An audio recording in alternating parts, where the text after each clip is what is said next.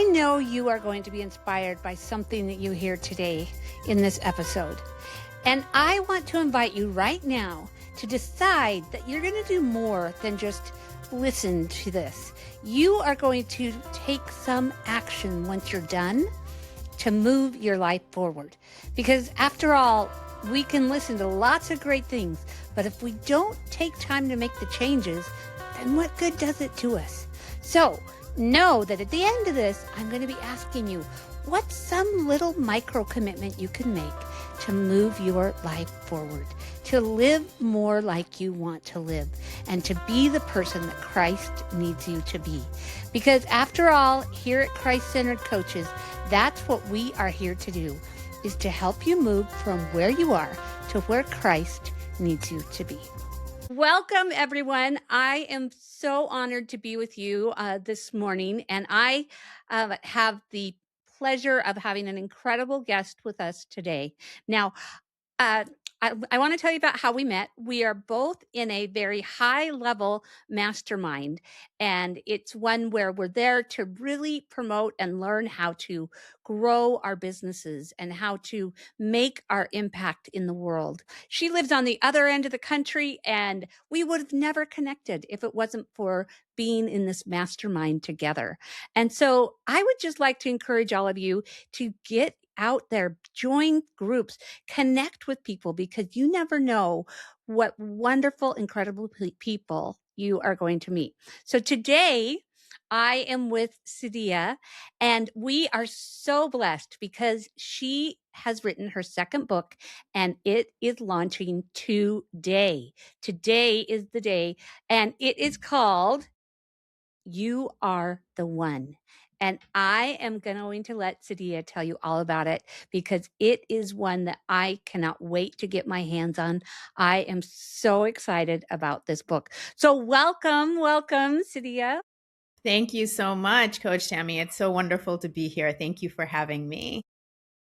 So You Are the One, my first book that has just released on Amazon today. And this is, my heart and my soul pouring out to any woman in midlife who is feeling this real sense of intensity right now, where you've accomplished a lot and life somehow doesn't feel as great as it's meant to. And things are shifting and changing in your body. And there's a lot of noise out there that's trying to minimize us and trying to patronize us and trying to tell us that this is the moment in life where youth goes to die. And for a lot of women, they cannot fully understand the intensity of what they're feeling. And I know for a long time I didn't.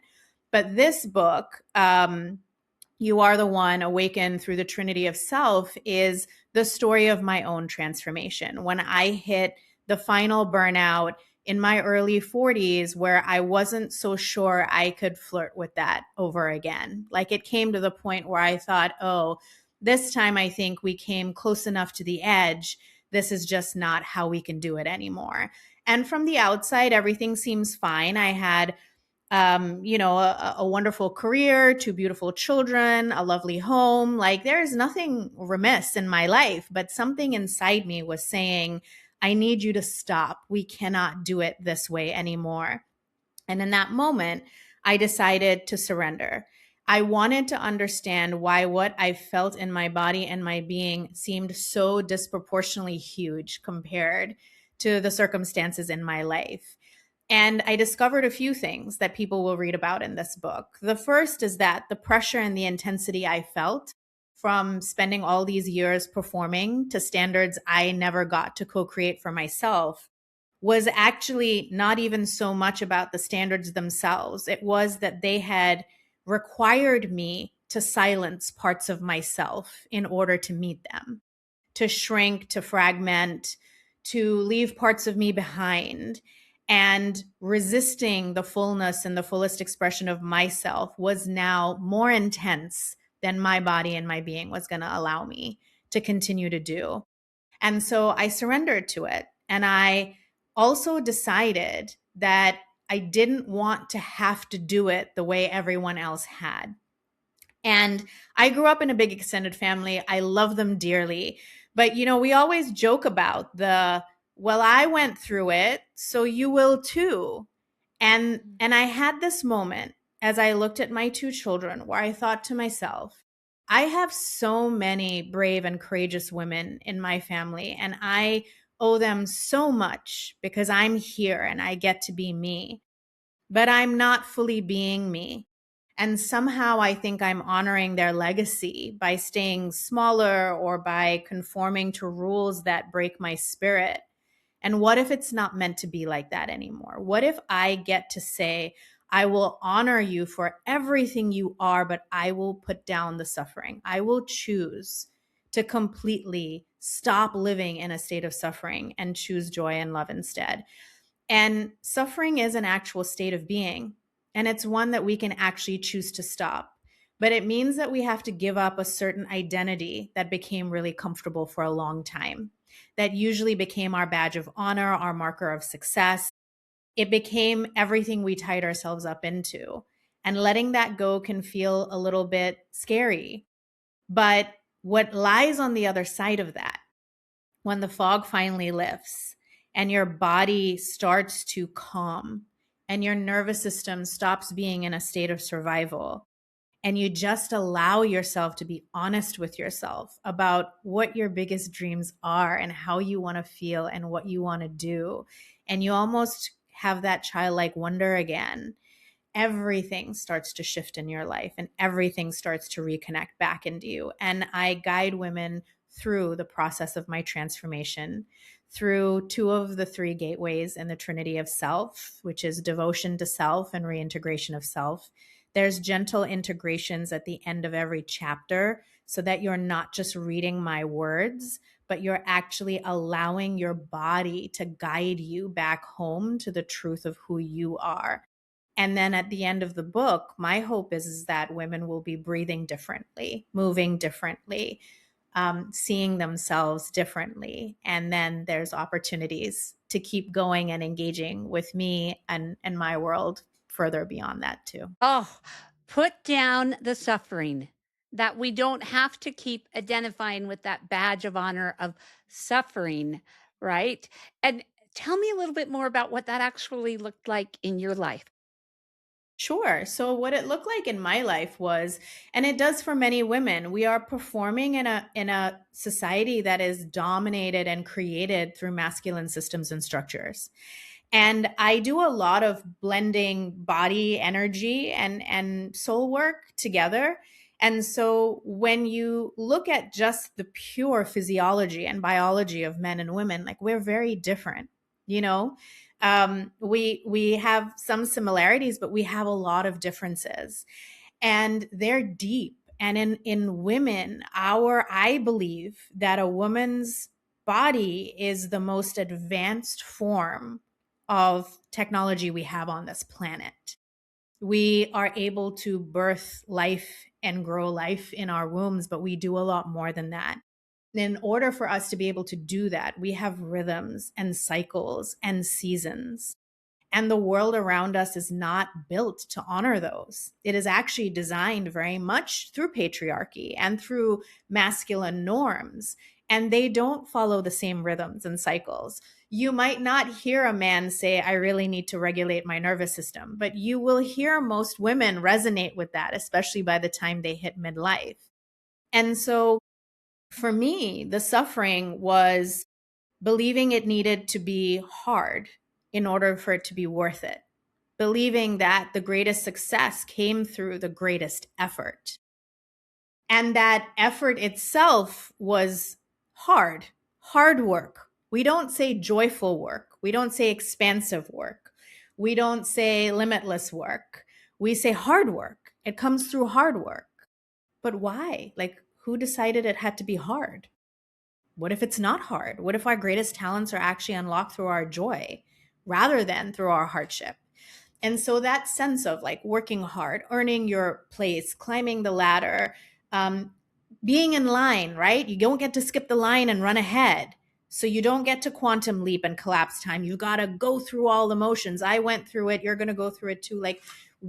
I was raised, at least, and I think many women resonate with this, where that was just our scaffolding. That was our conditioning. That was everything that we learned around us. And so we adopted it too. And when you're a young child and you're born, we are a very interesting species as humans because when we are tiny as infants, we can't survive on our own. We are actually completely reliant on other people to meet our needs for survival. And so your nervous system, which is your electromagnetic communication in your body between your physical body, your mind, and your environment, is learning what behaviors you need to do and how you're going to react and feel in certain circumstances to get those needs met. Now, as we grow older, and so we learn all of these behaviors and we program them in, usually before the age of 5. And then we run those programs the rest of our life. And when we come of age as an adult, no one that I know of comes and taps you on the shoulder or teaches you in school that, hey, you know what? Now you're moving into adulthood. You're going to have more autonomy, authority, and responsibility over your life, not just yours, but as you move into community and jobs and partnerships and marriages and having your own family, responsibility for other people too. You can change those programs because you don't need to rely on someone else to meet all your needs. You don't need to rely on someone else to validate that you belong, that you're worthy of love, that you need them in order to stay alive. You actually have sovereign capacity to do that yourself. And especially for women, you are still very often groomed to be and become whatever society around you is asking you to be. It's not very often that you're asking or allowing or shaping your women to just go for whatever it is that they want. And even when you are, there's always a subtext. So for me, the suffering came from continuing to want to be excellent and to perform to standards that were not designed for me or other women to succeed, and that didn't actually understand what it means for us to live and work in our fullest potential because they don't follow rhythms and seasons and cycles. Like, let me give you a really common example. For a lot of people, especially living in the Northern Hemisphere, New Year's in the Gregorian calendar, the 1st of January, falls in the dead of winter. When you look out, if you live in a part of the world where it is cold and freezing on January 1st, and you look out around you at nature, which to me is one of the most beautiful footprints of like cycle, seasons, and energies around us. It is the best reflection back to us of what is actually happening in this breathing, living planet that we call Earth. What's happening? It's cold. The trees have shed their leaves. It's quiet. Things are frozen. Animals are hibernating. In this moment, if you look at a beautiful tree, that tree is not trying to grow fruit or bear flowers. That tree is still, but it's solid. It's consolidating its power. It's making sure that its roots are deeply anchored in, and it is preparing for the next season that will come, but it is not pushing itself to perform in a season that is not meant for productivity. Women's bodies mirror nature. And so when we are asked to perform in ways that are these endless loops, we burn out over and over and over again.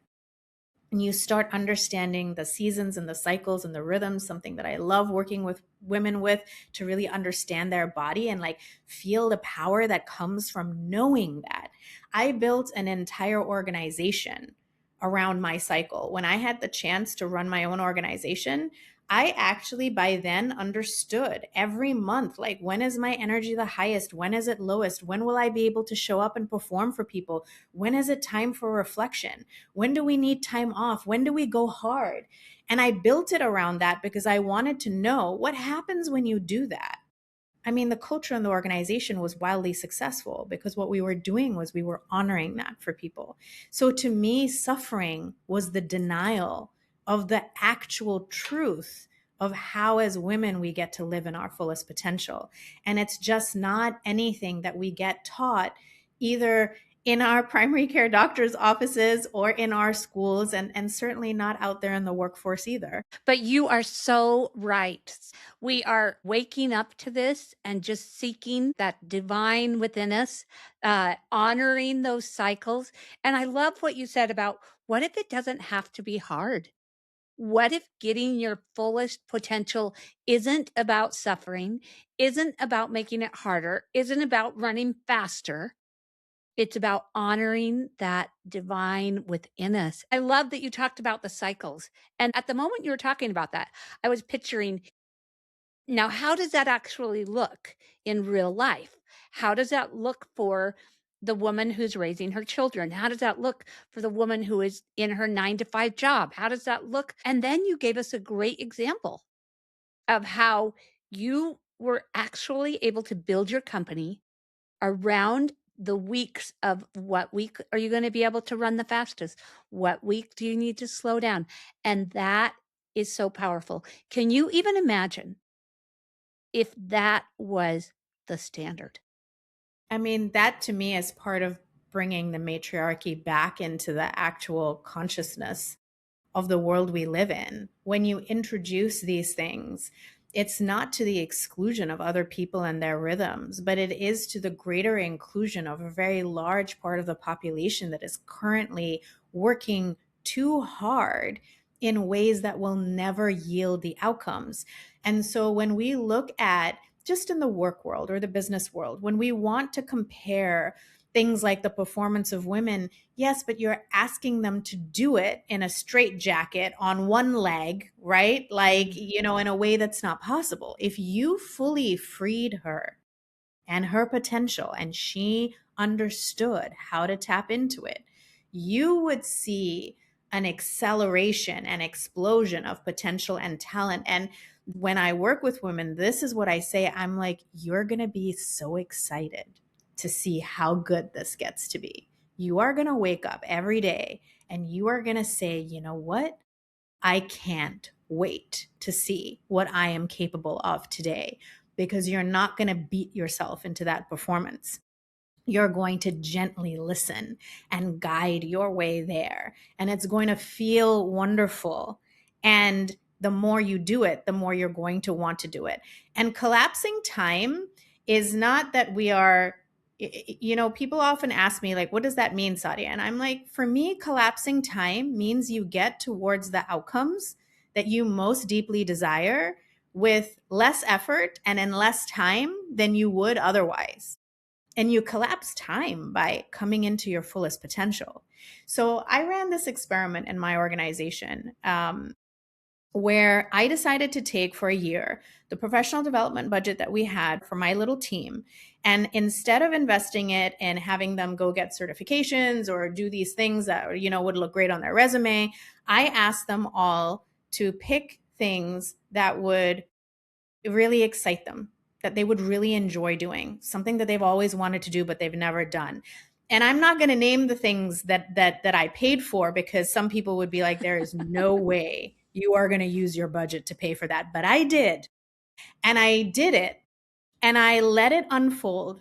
And I watched their performance at work skyrocket, because the more that I allowed them to unlock their joy in things that they loved in their life, the more all of that translated to how well they did their job. So if you're in the right job, not everyone is, but let me give you an example, if you don't mind, if this is helpful. I'll keep To going. And say, I just love this. I just love this. And I'm so thankful that you can give us examples of what it actually looks like. We are so on the same page, because I like to do the same thing with my team. Each time we start a quarter, I'm like, what sounds fun to you right now? Right. And so sometimes we have projects that are put on the back burner while they go do a project that sounds more interesting to them. And so it sounds like we are so on the same page I with love that. that. I'm Yeah. so happy to hear that. So I had a program manager, one of the best I've ever worked with, and she's still very dear to me. And she was meticulous. Like, this woman did all the things that my brain goes like, "Bro, I don't want to have to do that." I was so grateful for her, because I was like, that is not where I shine. And so I'm so glad you're here. And as I got to know her, I understood that she really delighted in baking. Like, she was, when you look at what she would create and what her family celebrations look like when she was the one who got to set the menu. Like, it was extraordinary. Like, I was like, you could run a whole catering business on the side and be super successful. But here's what's really interesting.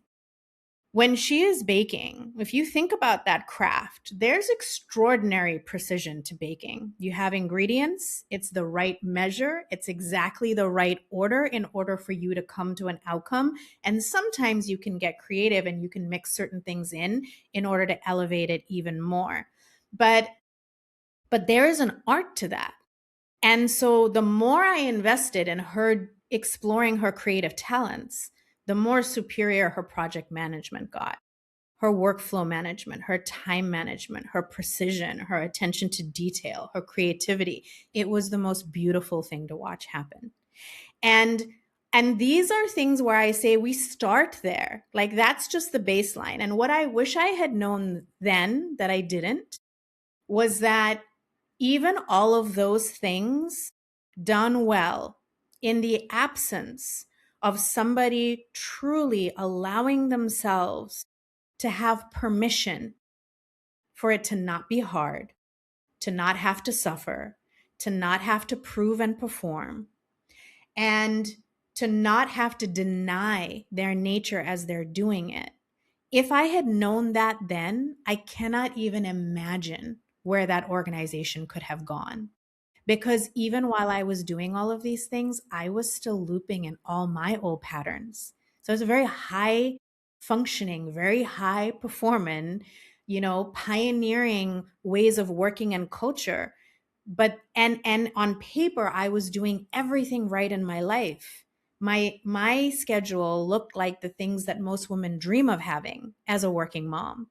So why was I still burning out? How'd I hit a burnout that was so deep that I talk about in this book that I couldn't even feel my pulse anymore? Like, I didn't even know myself anymore. How could it be, right? I did everything. The one thing I didn't do was give myself permission to realize that all the love, all the belonging, all of the completeness that I was searching for in everyone else's approval of me, evaluation of me, actually could only come from inside me. And that the biggest relationship I was missing in my life was the relationship with myself. And something I had never been taught was how to be the best friend to yourself first. And what it means, especially as a woman who tends to be a connector in her communities, in her family, what it means for a woman to be the centerpiece of devotion in her own life. We are taught that that is selfish. We are taught that that is just not allowed. We are taught not to speak our needs. And every time we do that, we take the ability of our fullest potential and what we're really here to do in the world, and we make it smaller and lesser and dimmer until we come to a point where everything on the outside is quite perfect and it's quite excellent. But on the inside, there's something that's saying, I can't anymore. And this is why in midlife, people like to call it your midlife crisis. It's an awakening. It's the moment where your sense of self is saying, no more self betrayal, no more self abandoning, no more struggle, no more denial. Can you love me as much as you love your children? Can you love me as much as you love your partner? Can you love me as much as you might love God? Can you love me?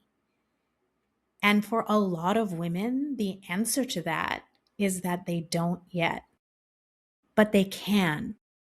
And the process of coming into that is really gentle, and it requires us to understand and work with our body so that we can actually come back into a state of being and alignment that allows us to show up for everyone we love around us by first showing up for ourselves. And a lot Oh, of people won't like to hear that, but really, that is what I'm here to say. it is so powerful. It is, and it is so true. Can I ask really personally, when you say your schedule already looked like, does that mean you were already exercising? You were already, Yes. doing all those things. Yes, it But means go ahead, please yeah, finish. but at the heart, you were still denying that love to yourself. Yeah. Yes. I energetically had not given myself permission to exist in this world as myself and to honor that I had complete value just by doing that. I was still energetically operating in order to receive the validation and the praise from everyone around me, my team, my partner, my donors and funders, right? I ran a nonprofit organization for years. We relied on money from other people, right? And so I was always trying to meet the expectations of people that I felt like were the ones who determined my value. Didn't realize that I inherently my value is my own, and if I could come home to that, really come home to that, not saying it, embodying and living it, that everything would start to shift and change. And energetically, I'll explain to you exactly how that happens. But from a schedule perspective, I could tell you I was an executive in my organization. I didn't have any meetings before 10 a.m. because I wanted to drop off my kids to school every day. And I wanted to be able to go for a walk or a swim or get in my workout. So my any of our meetings would start at 10 a.m. We had core hours where we were available to each other in different time zones, but the core hours were between 10 a.m. and 2 p.m. So we tried to do all of our live events, our programming, our team meetings during that time. Every other hour outside of that was asynchronous. It was for my team to decide how they were going to meet their deliverables and how they were going to do it. And if you're doing that at a yoga studio, then that's of your volition. I'm not there to police or demand that you be sitting in a certain location and doing it a certain way. I want you to do it to the level of excellence that as an organization we're committed to. And I'm going to trust that you know how to get yourself there. And so, 2 p.m. I'd be done. I always had an hour of transition time between work and picking up my kids because many working moms don't do this. They move from one thing into another. Everyone goes, "Oh, yay, it's the weekend." Most working moms I go are like, "Oh my God, it's the weekend." Why? Because you're exhausted from your week of work and everything you're doing with your kids too. And you're going into a weekend where you're with them all the time, which is supposed to be really happy time. You're supposed to look forward to that. And I have a lot of moms who really don't. And they won't admit it out loud because how shamed are you for being the mom who says, "I'm so tired. I don't want to deal with my kids all weekend." Like, and where have we come to if that's how women in the prime of their life are feeling? No woman wakes up every day deciding that's how she wants to feel. But that's how so many of us have felt. And that's how I felt, so overwhelmed at it. I didn't see the weekends as this fun time where we'd be able to like let loose. I saw it as another list of things that were going to be heavily scheduled where I was showing up and doing things for other people, but not necessarily myself. And so how can you And not burn you out? are so right. Like you said, every woman craves. I mean, at her soul, at her heart, she loves her children. She wants to be with her kids. She wants to be able to give to her kids and to her family. But like you are so right on saying, she's being forced into this rhythm that doesn't work for her.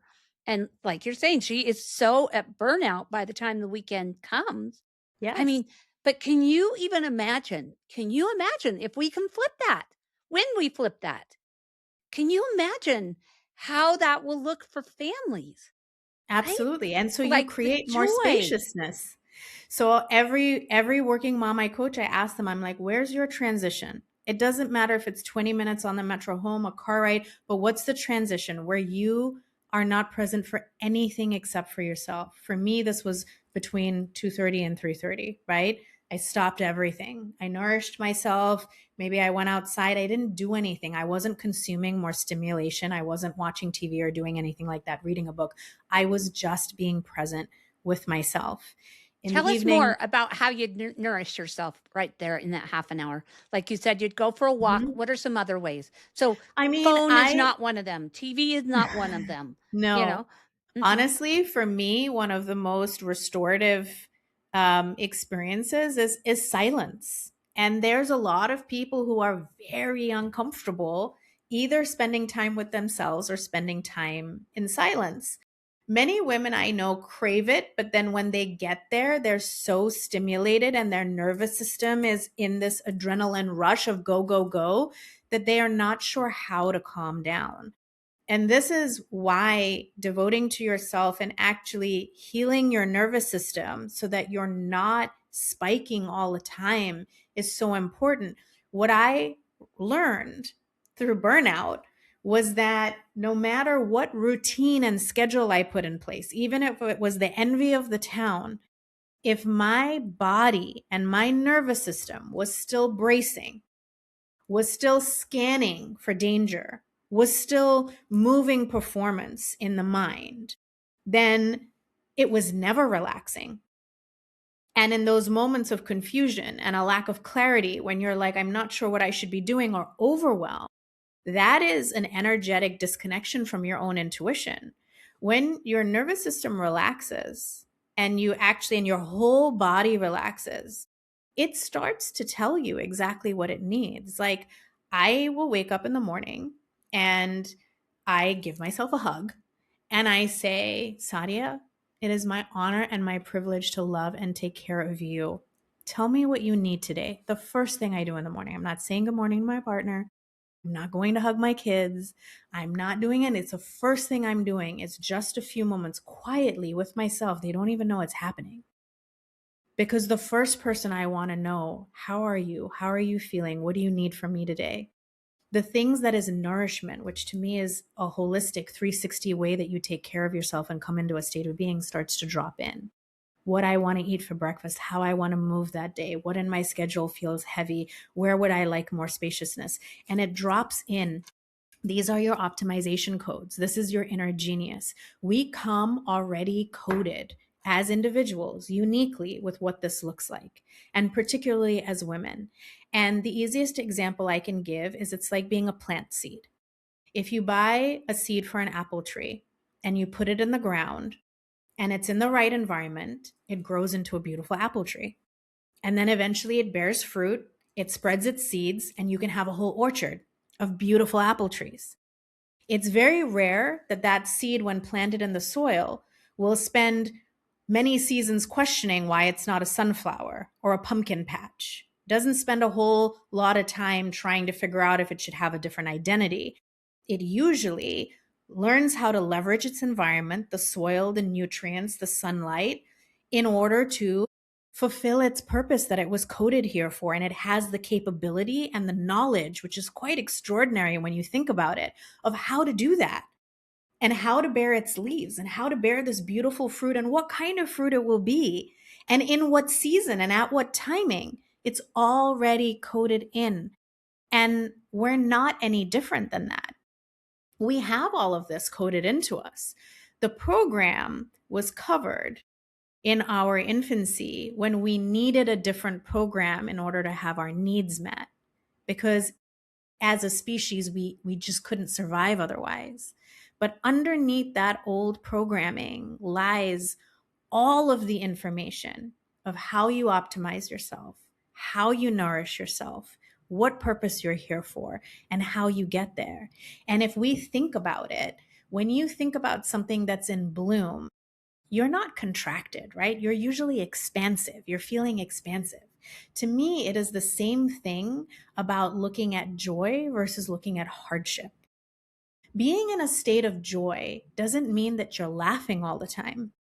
Being in a state of joy just means that you are choosing to allow yourself to benefit from having the most positive outlook about a situation as possible.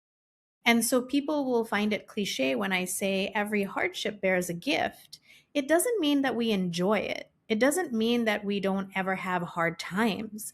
It means that we can come into a state of being where we can look at that hard time and we can say, okay, this is going to be uncomfortable. I might not enjoy this, but what can I do? What can I learn? How can I be present with this experience in a way that expands me? And how can I understand it so that I don't have to repeat it over and over again? And when you can do that and your nervous system is relaxed and you're in touch with your intuition, you're calm and you're centered and you're clear and you're focused. You're not wobbling, you're not wavering, you're not hysterical, you're not overwhelmed. You're not feeling any of those things that are actually the signs of a dysregulated nervous system that is in panic mode, that is in survival mode.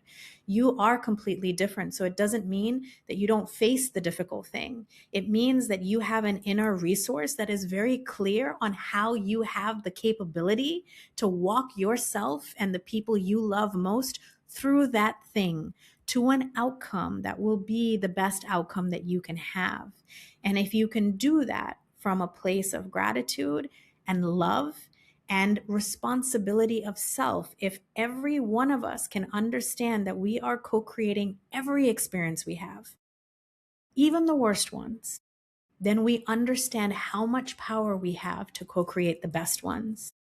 And we make that our baseline. So I tell everyone I work with, you're never going to prepare for the worst. I'm sorry. You're going to know that you're perfectly capable of navigating a bad situation, but where your focus goes, your energy flows. So you're going to want the best, expect the best, and you're going to prepare for the best because you're going to want to signal to the universe that that's what you want. So many people, including myself, will be like, I created the exact situation I didn't want. I've done this so many times. And then I'm like, but I didn't want the situation. And I was so meticulous to prepare to avoid the situation. And then I go, oh, because that's where I focused all my energy on avoiding it. But in universal principles and even in my own mind and my body, it doesn't see the prevention part. It just sees where the focus is going. And so we're told, right? Our news cycles, everything that is feeding us, the stimulus that it's feeding us, to me, is the most perfect example of what it looks like to create worldwide nervous system dysregulation. And so I ask people, please stop, unplug. Don't feed the fear. You need to anchor into the trust and certainty, because what that does for you is it can then neutrally scan what's happening in your environment, say, okay, I understand what this means for me, and here's how I'm going to choose to navigate it. And you can call on the support you need and you can make the moves you need to. And sometimes, yes, you'll make mistakes and you'll learn from them, but you're not going to be blown with the wind every time something happens in the world. And so many of us are living that way. We are living in absolute fear of existential threats that are not even happening to us yet. And our nervous system is being trained to scan for them over and over again. And this is why I worked in the social justice sector for many years, and there were times when I would see people who believed that the threat was imminent, even though their environment didn't necessarily show that to be true in that moment. So I would give the example, if someone feels really insecure or in danger, you can put cameras up outside their house and have someone posted up outside their house to make sure no one can get in. That person still might not sleep a wink that night because something in their body is still scanning for the danger, even though the danger might never come. And so many of us live like that. And that's the vibration of fear, and why I talk so much about the vibration of faith and why we need to move into that instead. I love that. The vibration of fear versus the vibration of faith. And you know what? Both of them, just like you just said, both of them are just believing in a future, right? You either fear the future or you have faith about the future and what it's bringing to you. And Yes. I just think that is so, so important because, like you said, we get what we focus on, not necessarily what we want. And Yes, and I so, love that you use the mhm, word belief, because a lot of people, including me, for a long time use the word hope. I really hope. mm, I really hope for. And when you're working on difficult situations and environments, like hope's a really powerful force. Like often hope is the thing that keeps you going in really tough situations, because it is this it's the imagination of how it could be so much better. But hope will only take you so far, and it will still keep you there. Belief. Just say those two words for me, even just to anyone who's listening, just for a moment. Just tune into your body and say the word hope and see how it feels, and say the word belief and say how it feels. So when I say the word hope, I feel it here. I'm hopeful. It's between my heart and my head. I feel it. It's a pleasant feeling, and it's drawing me towards something, and it's quite powerful, but it's all up here. When I say belief, I feel an energy column that goes all the way from the top of my head down through my body, all through an energy system that we call a chakra system. Belief is rooting me in. Belief makes me feel really solid. Belief is what will actually change our life, because it gets tied to behaviors and actions where we decide to take responsibility and move forward and move towards something. Hope is very often something that is more passive. We're feeling it, but we might not actually be doing it. And so anyone who comes to me hopeful, I have the intention for them to leave being fully believing, certain, clear, trusting in themselves. Not ego. This is not arrogance. This is not ego.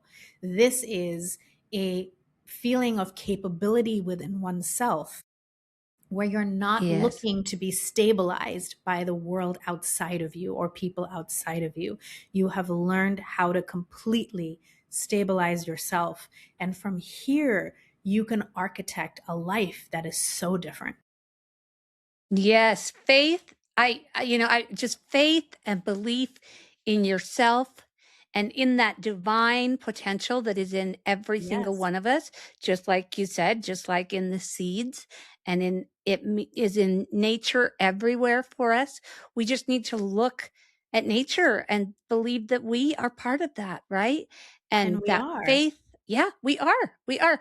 Okay, so what is to all the incredible, amazing women and men who are listening to this, what is a first step that they could take today to help them move towards this divine joy and faith and belief in their deep, deep potential? So one of my favorite questions that I ask people, and so I'll lead with the one that's, the visionary, and then I'll come to something really practical. But my favorite question to ask people is, what do you most desire right now? And I'll get answers, and I'll be like, no, no. What do you most desire right now? That desire that's inside you, that you won't say out loud, that you won't dare to say to anybody else. What's that? What is that desire? And people can do that in private, right? So ask yourself that. What do you most desire right now? And don't judge it. Don't filter it. Don't correct it. Don't decide whether it's possible or not. Just let yourself notice what happens in your body when you just state that desire. For a lot of people, they'll feel something. They'll either feel like this huge expansiveness in their abdomen and their chest, like where their heart center and their solar plexus are. For some people, it'll feel like fireworks. For some people, it'll just feel so steady, like the fog has lifted and the sun has come out. When you name that, then I ask people to say, notice your body before your mind gets involved. Just notice where you feel that in your body and what it feels like. And then your mind will intervene pretty quickly, because it's designed to do that. And here's why: because the survival patterns want to keep you alive. They're that simple. They're very well intentioned, and they just want to keep you alive. Your mind is only able to conjure and remember experiences that it has already had. So when your brain and your body are communicating and they are determining how ready they are for you to do something, they're scanning the memory Well, what? We haven't done that before. This is why you can have an unpleasant experience that you keep repeating, because even though you don't want the experience, your system knows it's safe. If it starts to get unsafe, then your system will raise red flags. But until that point, it will let you repeat that behavior even though you don't like it. But then you come to this desire, the one that you're not going to, and I call it a desire instead of a dream, a desire, because there is something in our body that gets activated when we say that word, and we have made that word very taboo.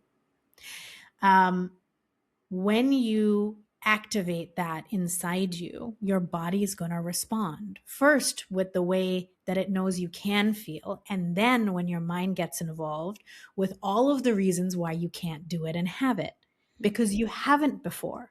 Because if you had it, it probably wouldn't be what you're most desiring. You'd be living it. You'd be like, this is what I experience. It's almost always something that you don't yet have, that you haven't yet lived or embodied. Then your mind goes to work. All the reasons why you can't have it. We don't know if it's safe. It's like your crossing guard. Like it won't let you cross the road because it doesn't know if there's a car coming. It's an empty street. There's no car coming. The Oh, crossing that is guard's still so going to tell good. you to wait. Oh, I love that. That our mind is just that crossing guard in between where we are And and where we that most want to go. deep, deep desire. Oh, that's good. Okay, yes. But then you can become aware of it. So one of the most important ways that we can move and transform things so quickly is pattern recognition. Not pattern judgment, pattern recognition. So see that and then see what does your mind tell you? You can't do that. You're not smart enough. You could never do that. No one else in your family has ever done that. That's really selfish. What would people think of you? I don't know what might come up, but any number of things could come up. And they're going to be all of the reasons why, all of the excuses, why we're not going to go for it. And most people will be placated at that point. They will allow the desire to drop from belief to hope, and they'll think about it every now and again, but they'll allow themselves to stay on the side of the road where they are because they'll allow the objections to stay in their way. The moment when people make a real breakthrough usually comes at a point where they're just really fed up. And they're so fed up that they're actually fed up of their own excuses. And this is when you can actually recognize your pattern and your loop. It's not about judgment. It's coming to a point where you just really want to be on the other side of the road more than you want the identity, the safety, and the illusion of certainty of where you're standing right now. And you don't know how you're going to get there or what it's going to be like, but you're just at that point where you're like, I want it. And when you can then recognize the pattern of what the objections are, you can answer them. I don't know how to do that. You're right. I don't know how to do that. But not knowing how to do something and not being competent or capable to do it are not the same thing. And going up there and giving that crossing guard a big hug and just hugging the crossing guard and saying, thank you. You know what? You're right. I don't know how to do this. I'm going to give you a hug and go for it anyway. Right. I'm going to cross that street. And that's so important because you thank it. Like anytime we release a pattern or a loop, and we do it really fast and you really dissolve it, like you're dissolving it from your cellular memory, you are thanking it because its intention was always really wonderful. It's always well-intentioned. Your patterns are not actually like malicious against you. They want you to survive. They want you to be okay, but they're extremely, extremely cautious. And so you hug the crossing guard. You can also reassign the crossing guard a new role. So you can go to the crossing guard and you can say, thank you so much. You're right. If I cross this busy street without looking, I could get run over, and that would not be safe. And so up until now, you've just told me to never cross the road. And you've made sure that I don't cross the road at all. And thank you. But what if you have a new role now? What if I invite you to have a new role, which is you're going to help me cross the road because you're smart and capable and have the best intentions for me. And so we're going to look at the traffic light and the traffic patterns. But I get to determine how you are going to function rather than you telling me what I get to do or don't get to do. You become sovereign. You take responsibility. Now, if the crossing guard says, hey, Sadia, there's a truck coming, you should not run across the street right now, and I do it anyways, I have to take responsibility for that. Equally, if the crossing guard is like, well, it looks clear, but I don't know, the walk light's not on yet, so maybe you shouldn't go, and I decide to go anyways, and I jaywalk across the street and I make it to the other side, I have to take responsibility for that too. However I do it, the responsibility comes back to myself, but you're taking your power back. And there is a lot more expansiveness and opportunity in living your life that way. I don't know what's going to happen this afternoon, but here's how I would love it to be. And I am going to have every faculty inside me, my mind, my nervous system, my body, my intuition, all working on the same team so that that is what we're really going for. And if we come up with obstacles, we'll figure out how to manage them. But we'll go like, I'm smiling even talking to you about that because you can't help it. Like that energy makes you want to go. And not because you have to, because you want to, because you can't wait to. When you get to start to approach your days and every part of your life, your kids, your family, your work from here, it changes everything and it changes everyone you interact with. It's Well, that contagious in is the so best way. powerful. Yes, yes. Back in the beginning, you said the joy that women who work with you start to feel. And you are so right that when we embody that and take that crossing guard and make it our friend, it's almost like, is that crossing guard fear or is that crossing guard faith? And it's just helping guide us, you know? And I just love that analogy And so, so much. and both And are making it, invisible, right? yeah, yeah, both are Faith just a and belief. fear. They're Both are both just a belief. invisible. Yeah, They're not yeah. tangible. They're both about Mm-mm, something that hasn't happened yet. right. And so every moment we get to choose, and we're choosing, I believe this, we're either choosing faith or fear in every single moment. Anything in Yeah. between is actually indecision. We're choosing either faith or fear. And when we can get really honest about that with ourselves, we can also very gently learn to choose faith more often and for it to feel good instead of feeling scary. Yes. Oh, for it to just feel so empowering, so enlightening, just like you mentioned, how you couldn't help but smile when you're feeling that joy of taking your power back in faith. Right? Oh, I just love that, love that, love that. I have to ask, is the crossing guard in your book? He's not actually. He should probably be in a book. This first book is really about generational suffering. The way I describe it is that many women walk around as though they're wearing a weighted vest, and they don't understand why things feel heavier than they are, but they do. And And just like you said, even if they're doing like you mentioned, you know, everything they're right. doing the things, they're exercising, they're eating, they're right? And yet I'm they not. still have the I'm not. weighted vest on Uh all huh. day. Like my one of my favorite examples is this exceptional woman I worked with, and she does all the right things, and she's like, Sadia, why do I still feel like I'm eating like 2 bags of Cheetos a day? And I'm like, because you're not eating 2 bags, but you feel like it. So you're doing all the right things, but you feel this weight, you feel something. And so this first book is about allowing yourself to take off all of those vests. My hope is that if you can imagine a woman's spirit coming to this book heavy and burdened with chains and armor and heavy vests, right? Like you've been performing and warrioring your way through life this whole time, and you are successful and you are accomplished. Like I'm not talking about the women who are just complaining and doing nothing, right? Like these are people they are out there every day, like most women I know, really doing their best, or they're doing the best that their program will allow them to at the time. So they come to this book feeling like that, like a beautiful warrior who is just worn out. She doesn't want to go to battle again. And as they read the book and they come out of the book, I visualize them stepping out the other side of the book in whatever garment makes them feel most happy, beautiful, joyous, grounded, and alive. And that's for them to choose. It's not for me to dictate what that is. That is for them to choose. But that feeling is that you put it all down.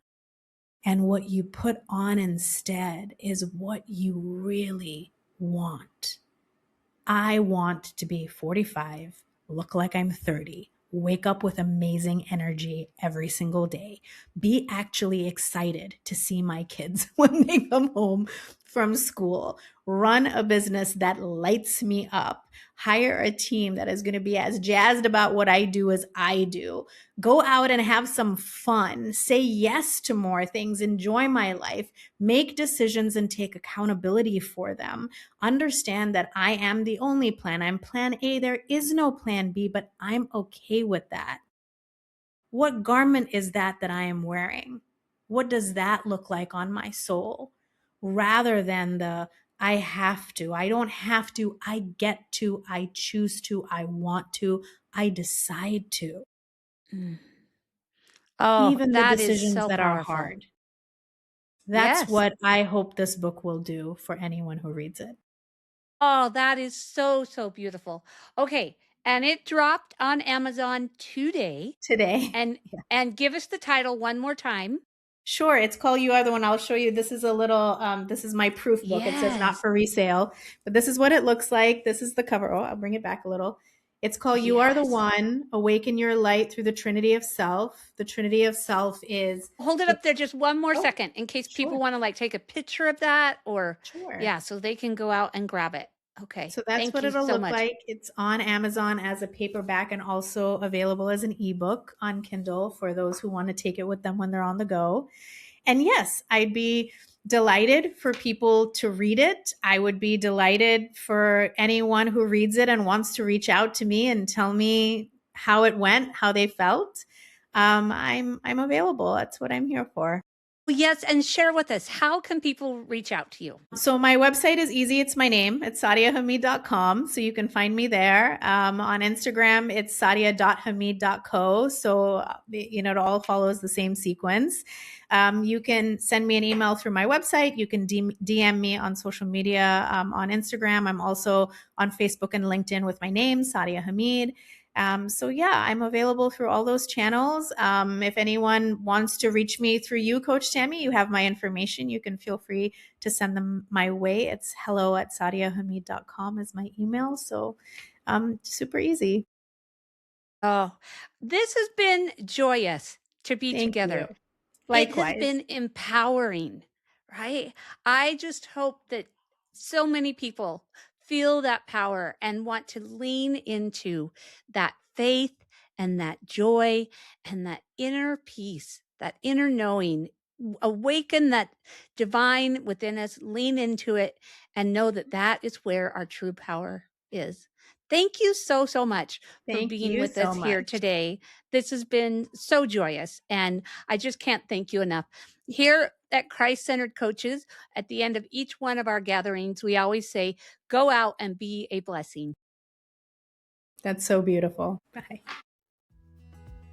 I know you have felt something today while you've been here, and I would like to invite you to act on what you felt, to not let this just be one more inspirational moment, but to now take decisive action. To choose some little micro commitment that you can take that's going to move your life towards the person that you want to be, a closer relationship with Christ, and the person that He needs you to be for Him. So before you are done, just take a deep breath and think, what's one little thing that I want to commit to? And at Christ-Centered Coaches, if you want coaches to hold you accountable, that's what we're here to do in every way, from just listening and being a part of our community to going ahead and hiring a coach and even becoming a life coach yourself. We're here to support you every step of your journey as you move from where you are to where Christ needs you to be.